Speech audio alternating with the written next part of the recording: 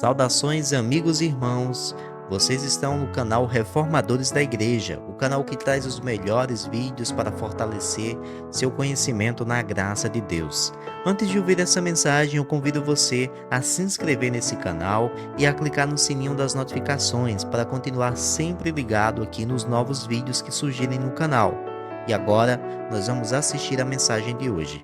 Vamos lá para os sinais que Jesus deu à sua igreja, aos discípulos, do final dos tempos, da sua vinda e da destruição de Jerusalém. O primeiro ele faz um alerta, no verso 5, cuidado para ninguém enganar vocês, porque essa área é uma área de muita especulação e sempre vai ter gente querendo impor, dizer ou trazer doutrinas que não são verdadeiras. Cuidado que ninguém engane vocês. Então, aí vem, primeiro sinal. Muitos virão em meu nome dizendo, sou eu, e enganarão a muitos. Jesus profetizou que muitas pessoas viriam no nome dele, como se fosse enviado por ele, mas na verdade eram falsos profetas. Agora, imagine, a essa altura, Jesus estava no Monte das Oliveiras, com 12 discípulos, acossado pelos judeus, rejeitado pela maioria do povo, e ele diz assim, vai ter um dia em que falsos profetas vão se apresentar em meu nome. Como é que Jesus podia saber isso? Tinha tudo para dar errado. Tinha tudo para dar errado. Como pareceu que ia dar mesmo. 10 negaram, um traiu e o outro negou, né? 10 discípulos fugiram quando Jesus foi crucificado, Pedro negou e Judas traiu. Então o movimento de Jesus tinha tudo para dar errado. E aqui ele começa dizendo, vai chegar um dia em que profetas vão chegar dizendo, eu sou Jesus.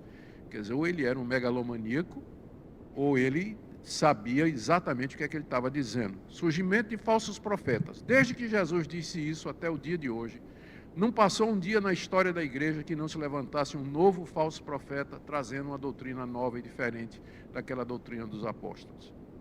Verso 7. Quando vocês ouvirem falar de guerras e rumores de guerras, não se assustem, é necessário que isso aconteça, mas ainda não é o fim. Outra vez, quando Jesus falou isso, a Palestina estava, o mundo estava debaixo do Império Romano, que mantinha a paz pela força da sua máquina militar. Era uma paz forçada, chamada Pax Romana. Não tinha guerra entre os povos, porque os romanos não deixavam. Eles policiavam para que os países convivessem bem. Então não tinha guerra, àquela altura, no Império Romano. Não tinha. E a guerra vai acontecer alguns séculos depois, quando o Império Romano é invadido.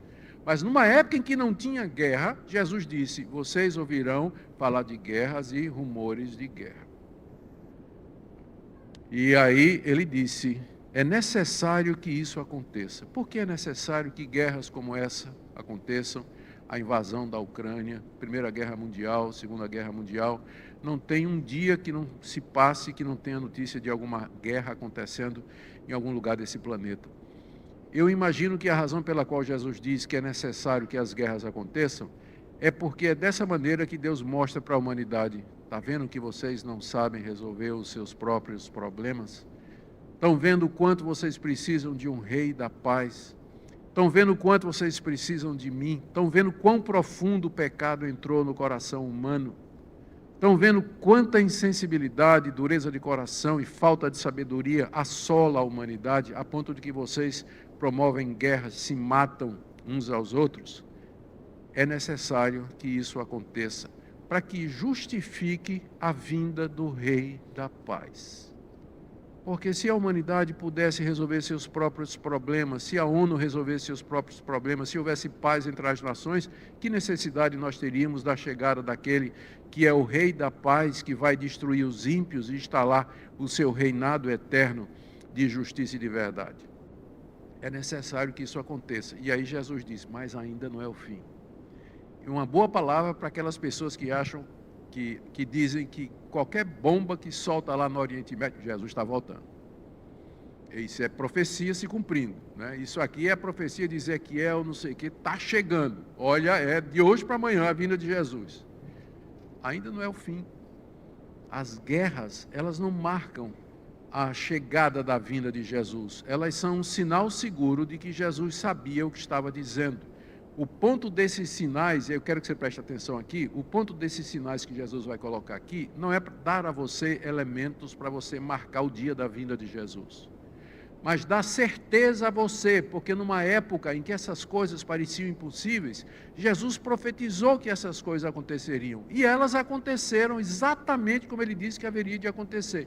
Então, se ele acertou nessas coisas, então ele também está certo quando ele diz: eu vou voltar em guerra. Então, os sinais servem para nos assegurar da veracidade das palavras do nosso mestre, como essas guerras por aí que foram preditas por ele. Ele disse isso na época em que tinha paz.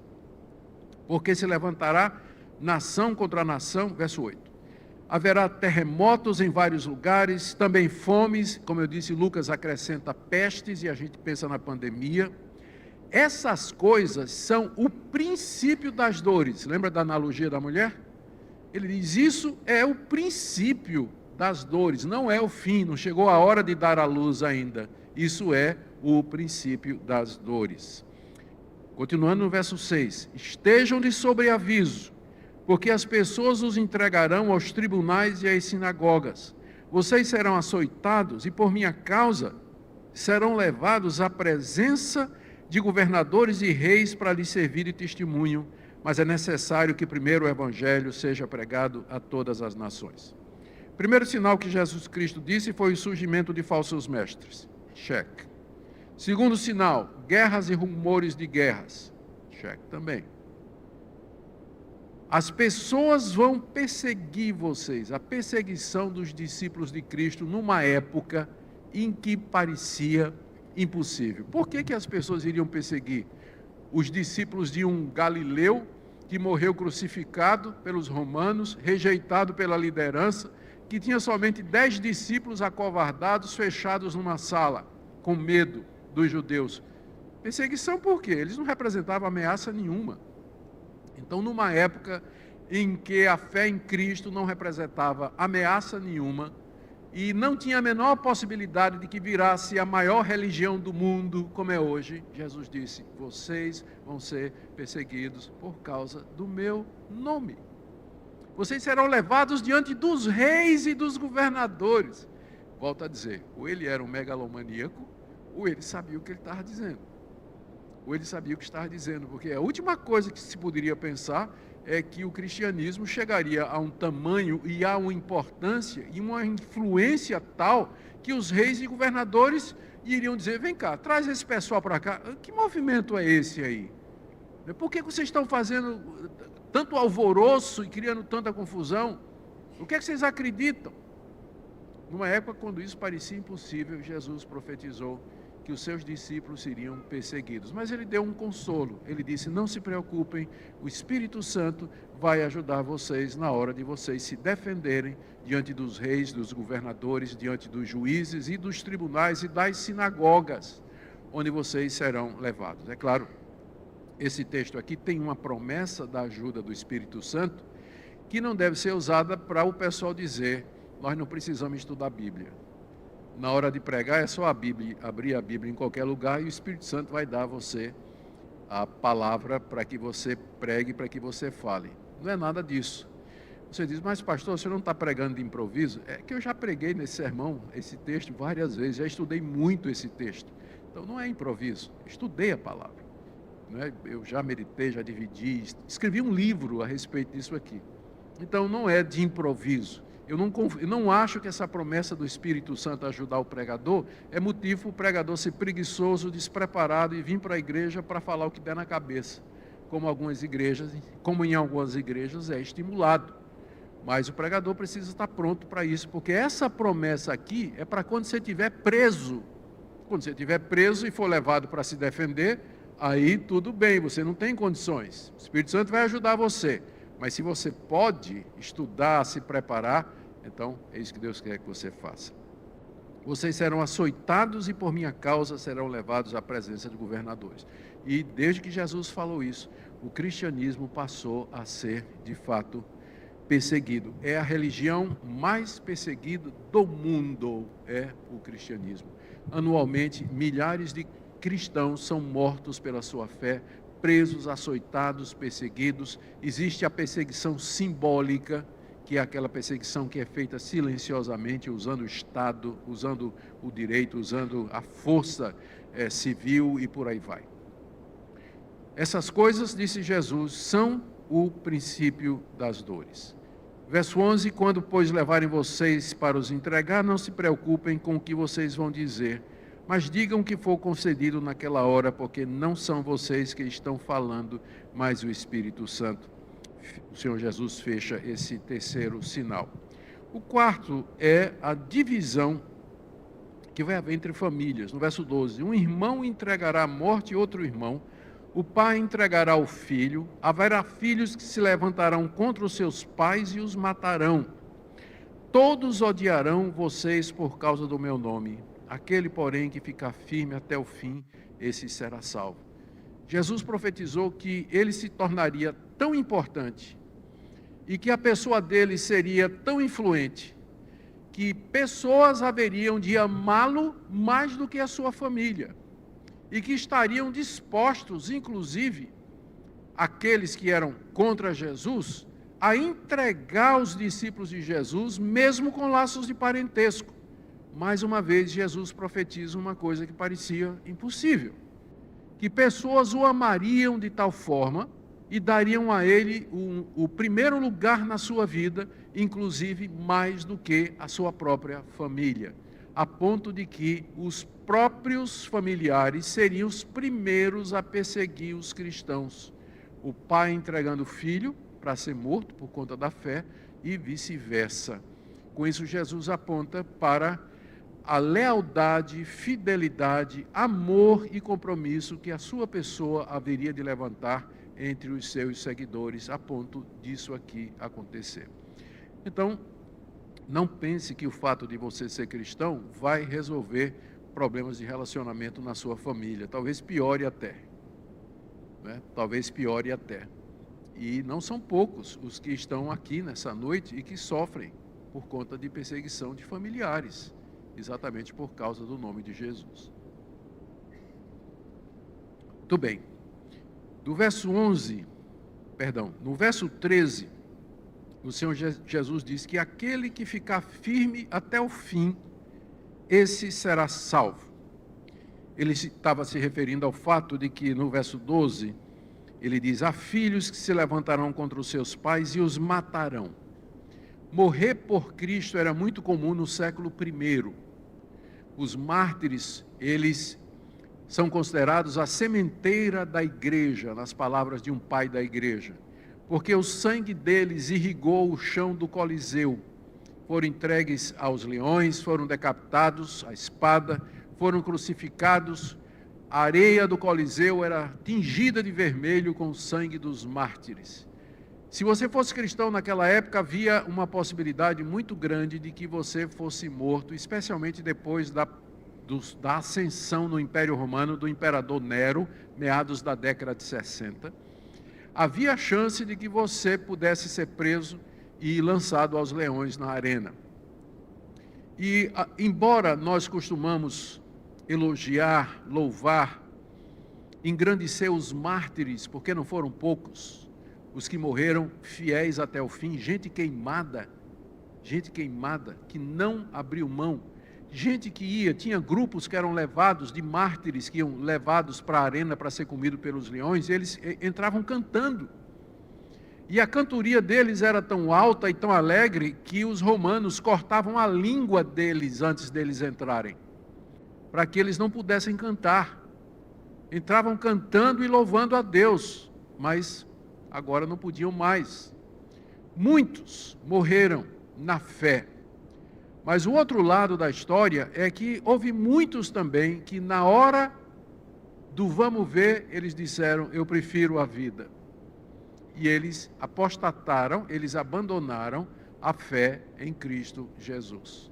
Essa história também precisa ser contada, porque nem todo mundo tinha condições de enfrentar um leão, uma cruz, uma espada, uma fogueira e ainda continuar firme na fé em Cristo Jesus. Que Deus julgue aqueles que fizeram isso, porque nós não temos condição de saber se eram realmente crentes e na hora da verdade eles se acovardaram, ou então eles preferiram apostatar de Jesus finalmente para poder salvar a sua vida. Por isso que Jesus disse: aquele que ficar firme até o fim aqui é o martírio, o contexto aponta para isso, né? O fim aqui é um martírio. Aquele que permanecer firme até o fim, esse será salvo. Mas, pastor, e a gente não ensina que a segurança da salvação não é uma coisa de Deus? Não é Deus que faz isso? Uma vez salvo, salvo para sempre? Esse é o último ponto do calvinismo, né? A perseverança dos santos. Deus sustenta aqueles que são seus. É verdade, Deus sustenta aqueles que são seus, mas os seus, sabendo disso, devem perseverar na fé, utilizando os meios que Deus deixou para isso: oração, comunhão, leitura da Bíblia, meditação, participação na vida comunitária do povo de Deus, para o fortalecimento mútuo da fé. Se você começa a relaxar os meios de graça, aqueles meios que Deus deixou para fortalecer a sua fé, e vier uma perseguição, eu não sei o que vai acontecer com você. Eu não sei quão forte você estará para enfrentar o carrasco, para enfrentar a prisão, ou para enfrentar aí os processos, ou enfim, toda a adversidade que isso pode causar. O que ficar firme até o fim, esse será salvo.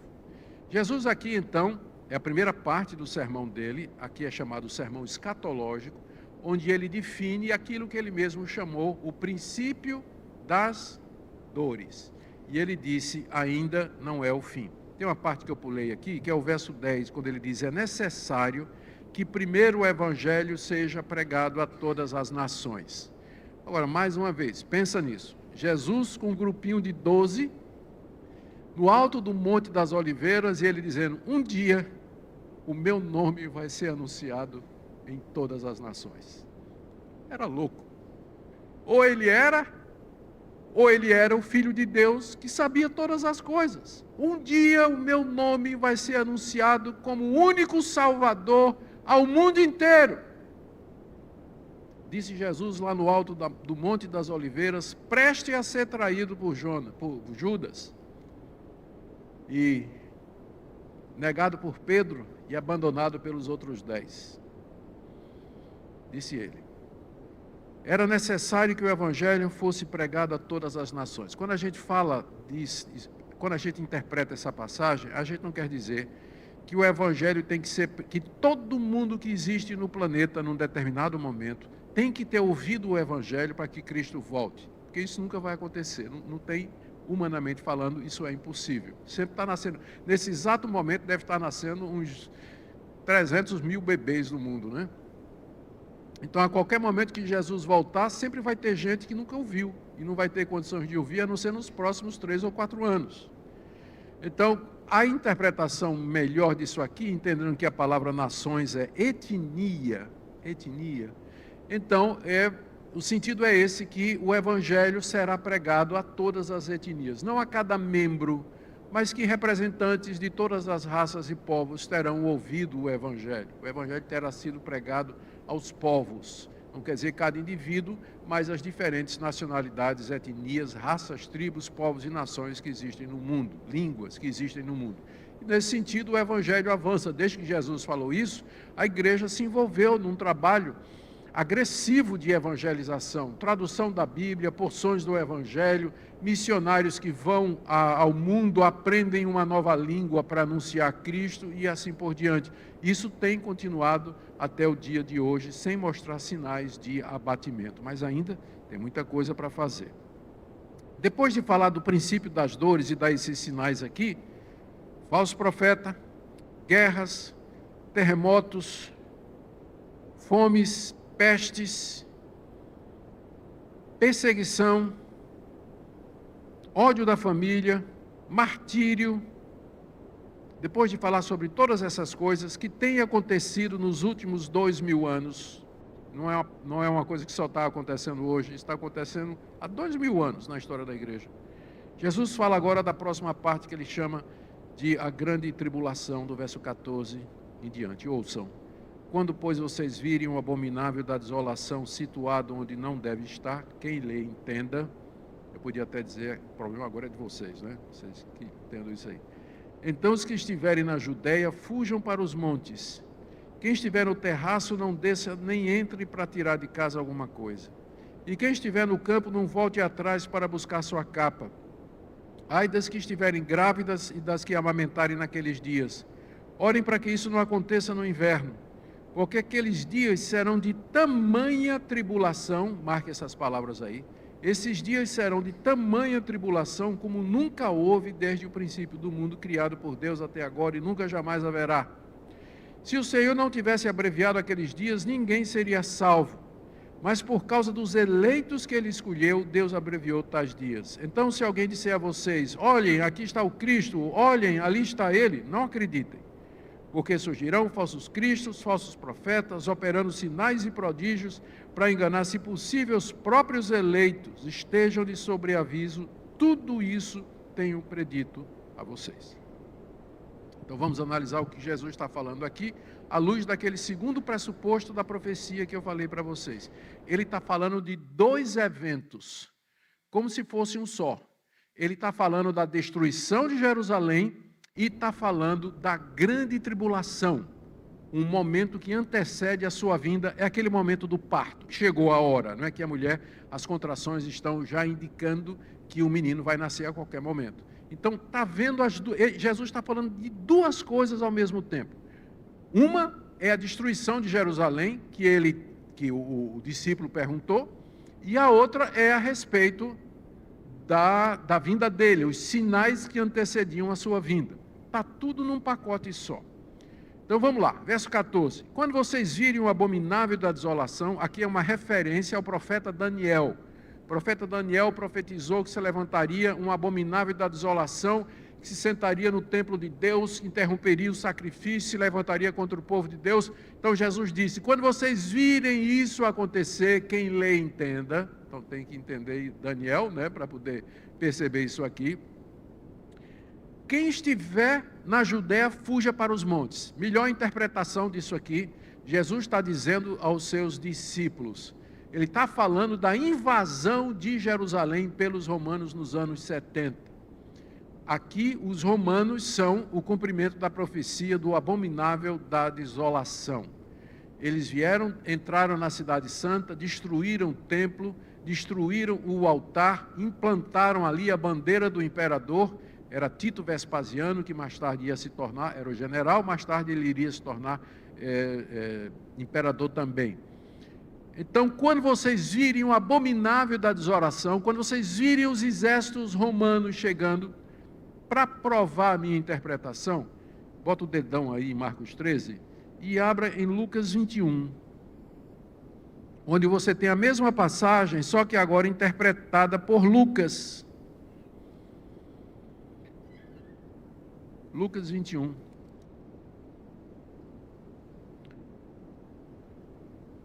Daí o capítulo 21 de Lucas corresponde ao capítulo 13 de Marcos.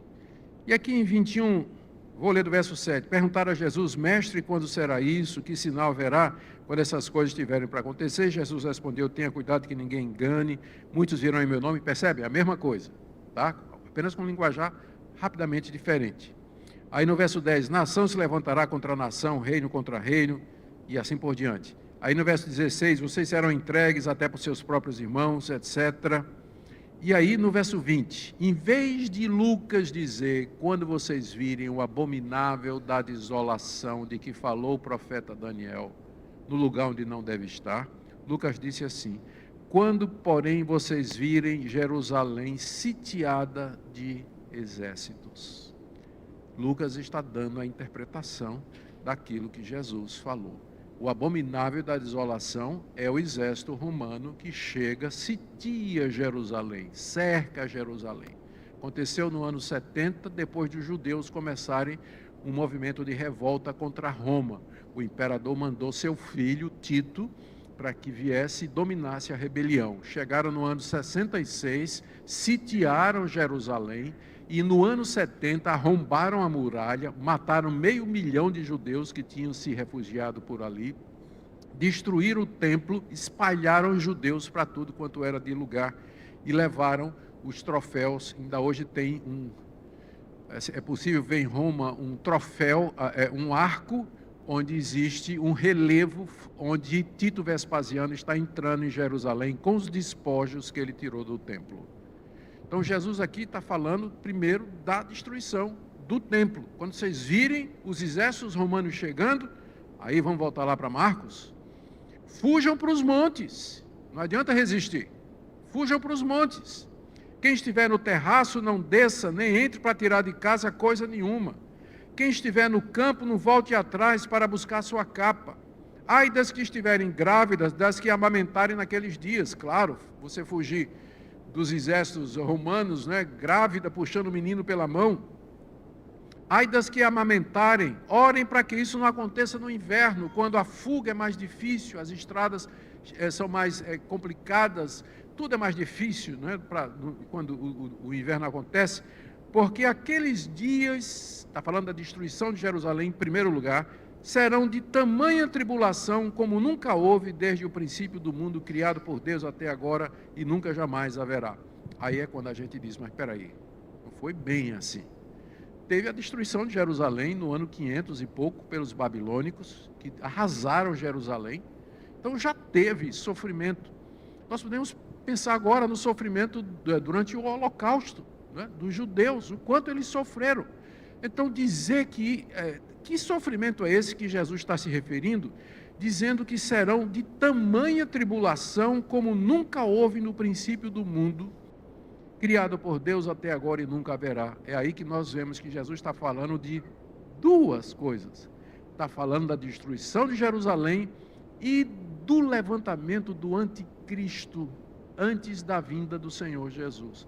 Quem explora esse assunto é o apóstolo Paulo, na segunda carta aos Tessalonicenses, no capítulo 2, quando ele fala do homem da iniquidade, o filho da desolação, que se assenta no trono, querendo parecer Deus. Lá no livro de Apocalipse, ele é representado pelas duas bestas, que se levantam, uma sai da terra, outra sai do mar, um líder mundial e o falso profeta juntos, o poder que se levanta para esmagar a igreja, que persegue a igreja, diz lá que foi dado poder para que eles vencessem os santos, está lá em Daniel também. Então, João fala a respeito do anticristo, ele usa esse nome, o anticristo. João diz, inclusive, que os anticristos já saíram pelo mundo.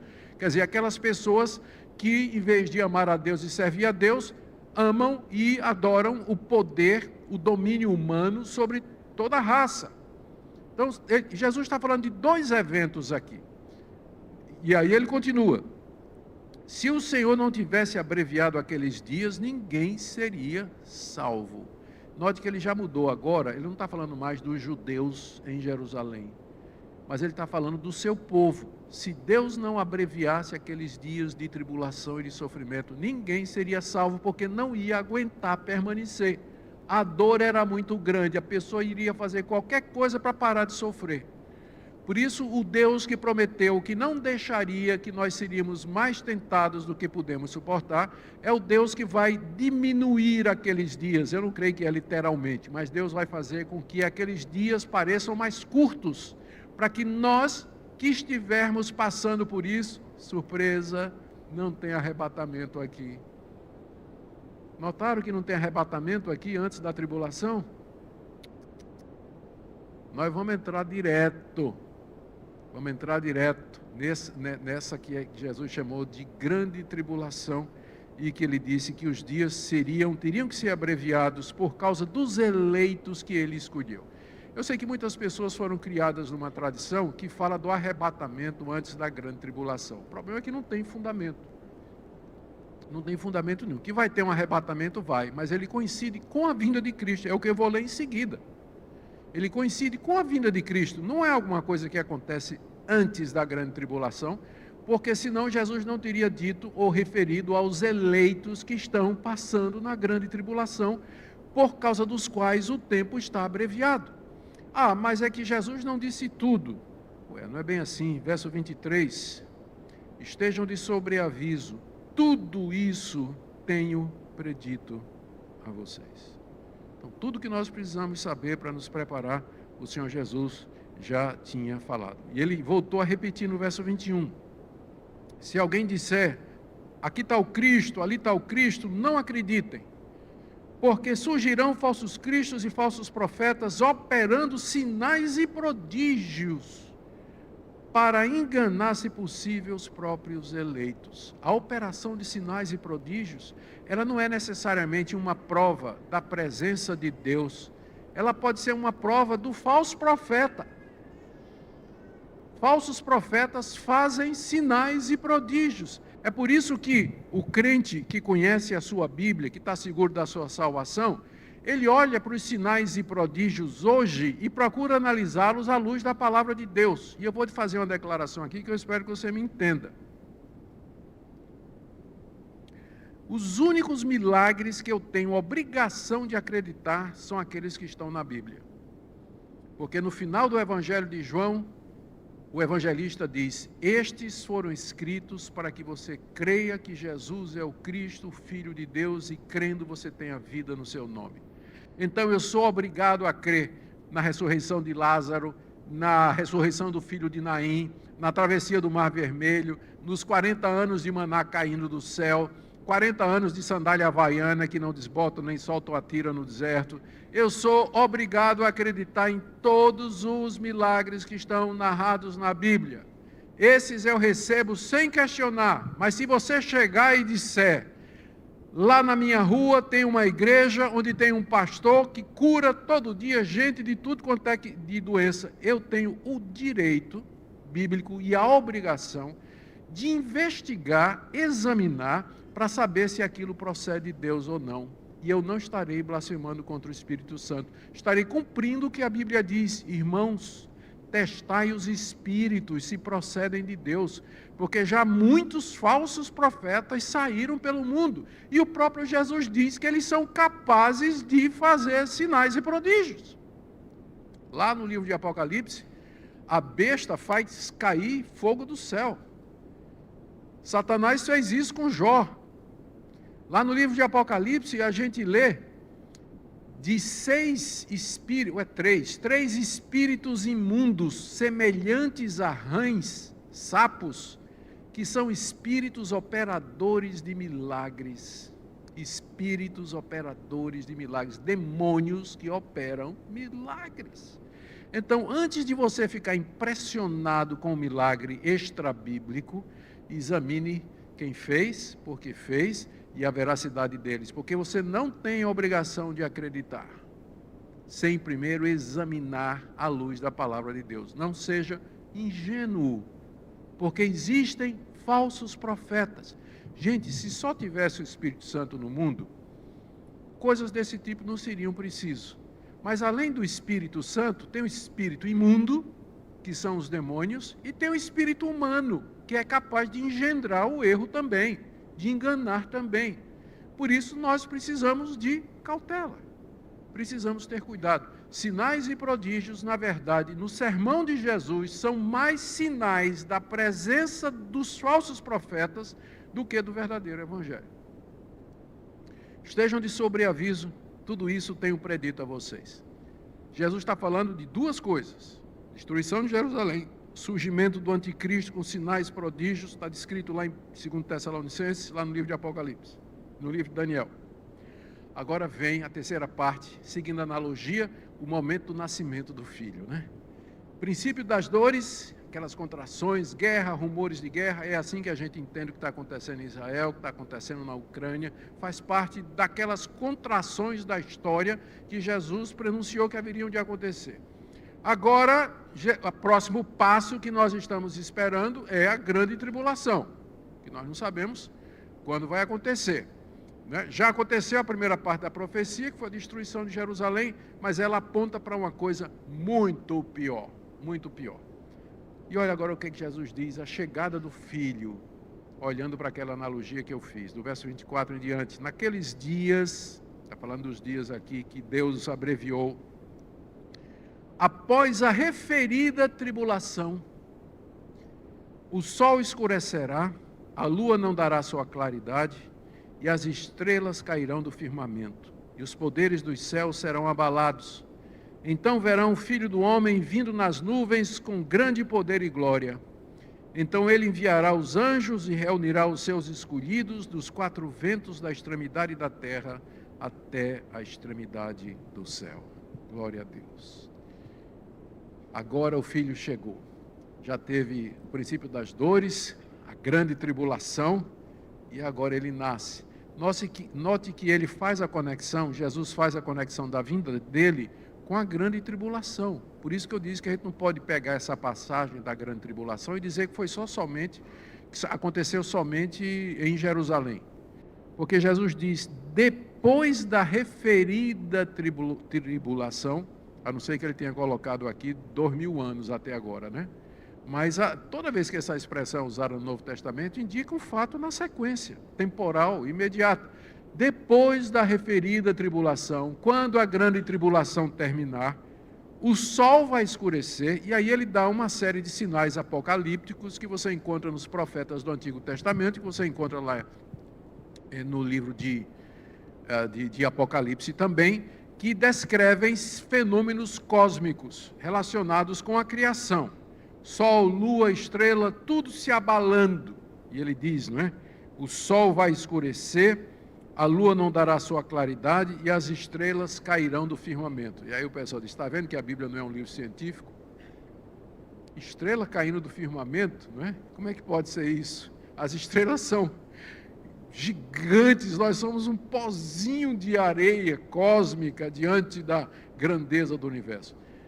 A resposta que você pode dar para o seu professor lá na universidade, seus colegas lá na universidade, é que a linguagem da Bíblia não é científica, ela não se propõe a isso. É a linguagem do observador. Para quem está na Terra, é assim que vai parecer, que as estrelas estão caindo, o sol está se derretendo e a lua está se esfarelando. É isso que vai parecer. Biblicamente falando, o centro do universo é a Terra. Tudo acontece na Terra. Inclusive, ela foi a primeira a ser criada. E depois é que Deus criou o sol, a lua, as estrelas e os colocou no firmamento para embelezar, alegrar nosso coração, menos o sol de Recife, né? Mas isso foi só depois da queda, só depois da queda. Então, estes sinais acontecerão. Serão literais esses sinais? Eu não vejo razão para não acreditar que eles serão literais, porque agora tudo que Jesus falou aconteceu literalmente. Por que eu deveria tomar essa parte como sendo alegórica, se até agora Jesus não usou esse recurso de linguagem? Ele falou linguagem simples e descritiva, em prosa, está descrevendo o que está acontecendo. Ele não está fazendo poesia, ele não está fazendo nada que nos leve a imaginar que aqui seria alguma coisa figurada. Então, verso 26, verão o Filho do Homem vindo nas nuvens com poder e glória. Ele está citando aqui a visão do profeta Daniel, em que ele teve a visão de Deus sentado no seu trono, o ancião de dias, e um semelhante ao Filho do Homem se aproxima dele, e o Pai lhe dá todos os reinos desse mundo, toda a autoridade, todo o poder.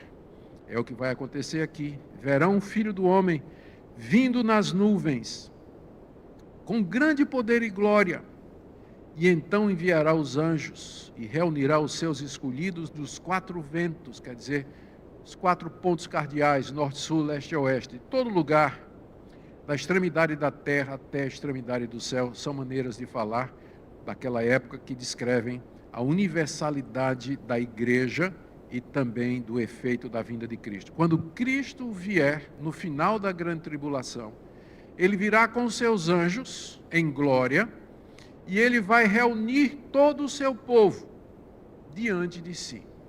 A essa altura, para que ele faça isso, o anticristo já terá sido derrotado por ele, essas profecias terão sido cumpridas, e aí nós vamos começar o novo céu e a nova terra, onde habita a justiça.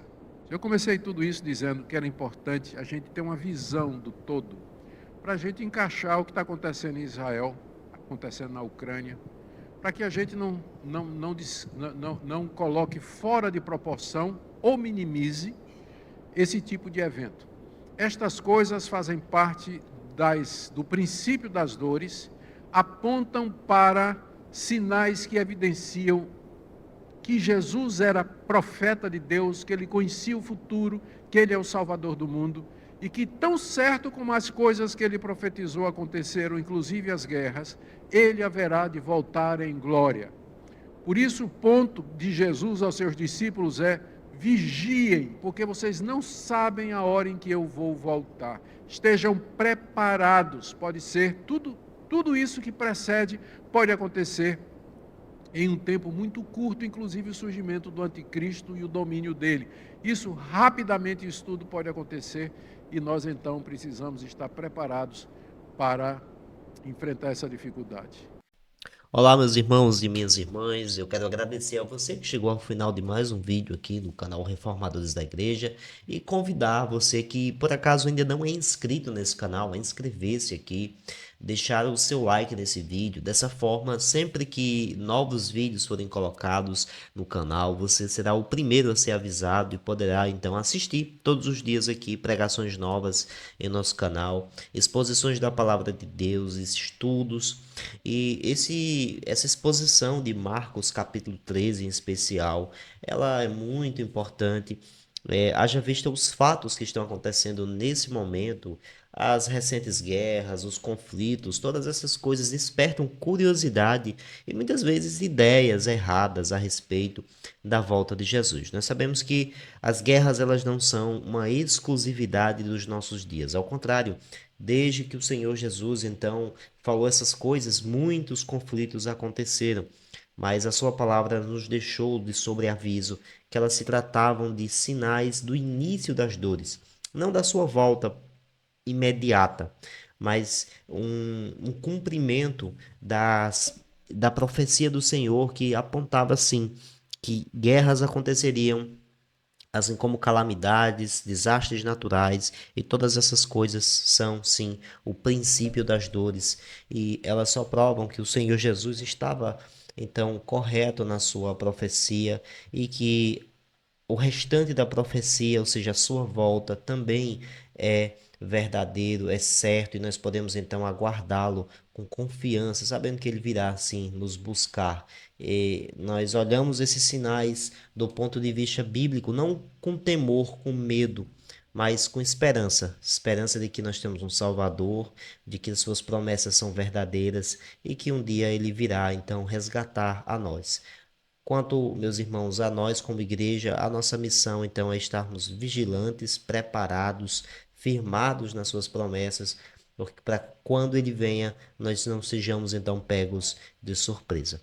Eu convido você a compartilhar esse vídeo, enviando para um irmão, para um amigo, no grupo da sua igreja, e que Jesus abençoe a sua vida grandemente.